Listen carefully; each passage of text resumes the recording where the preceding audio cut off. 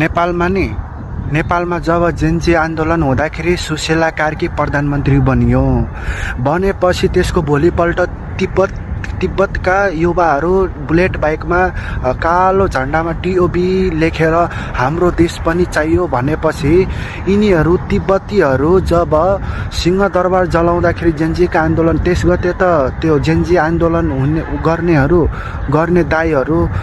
भनौँ न हाम्रो नेपाली दाइहरू मनबाट नै है, हाम्रो नेपाली दाइहरू जब जेन्जी आन्दोलन त्यस गते गर्दाखेरि केपी ओलीका सरकारले गोली हान्यो हैन। अनि जब गोली हान्दाखेरि उनीहरू हस्पिटल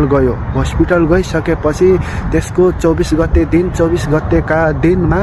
जब आन्दोलन हाइजेक गरेर तिब्बतका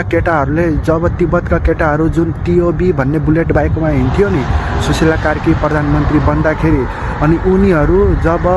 सिंहदरबार जलाउने क्रममा पनि यिनीहरूको हात धेरै ठुलो छ र यो सिंहदरबार जलाउनु पर्छ, एयरपोर्ट रोक्नुपर्छ, नेताहरू भाग्छन् भन्ने मान्छे नेपाली हुन्।